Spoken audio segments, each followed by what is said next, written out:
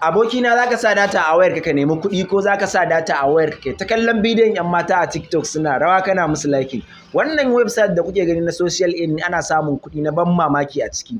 Bari na withdraw na 10,000 a kan idon ku na yi withdraw zuwa Kuda bank account ɗina kuma ya sauka cikin 'yan mintuna a kan idon ku. Wannan application ba application ne wanda ake shan wahalar aiki ba, aikinsa kawai da zaka dinga zuwa kana liking ɗin mutane kamar yadda kake yin na banza a kan TikTok. Zaka je ka dinga liking ɗin mutane ana biyan ka. To kamar yadda kuke gani gashi na yi withdraw na 10k kuma a gaban ku za ta je banki na cikin mintuna. Yanzu dai tana pending, bari na je na refresh a banki na sannan na dawo cikin application ɗin ma na refresh kamar yadda kuke gani kuɗi na za su sauka. Ba wani abu bane, idan comment kai sai an biya ka, liking sai an biya ka, ko da adding favorite kai na bidiyo sai an biya ka, duk abin da kai sai an biya ka. To kamar yadda kuke gani ina refresh gashi, to cikin ikon Allah yanzu ga sha kuɗin yayi success. Bara na koma cikin application na banki na ga kuɗin zai zo cikin sauki. Kamar yadda kuke gani ga kuɗi na ya sauka naira 10,000.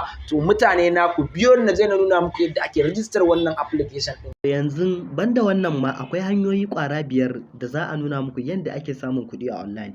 Kawai idan kana buƙata shine ka je bio ɗin wannan account ɗin, akwai link da za mu ajiye na channel ɗin a WhatsApp take, kana dannawa zai kai ka zuwa wannan channel ɗin.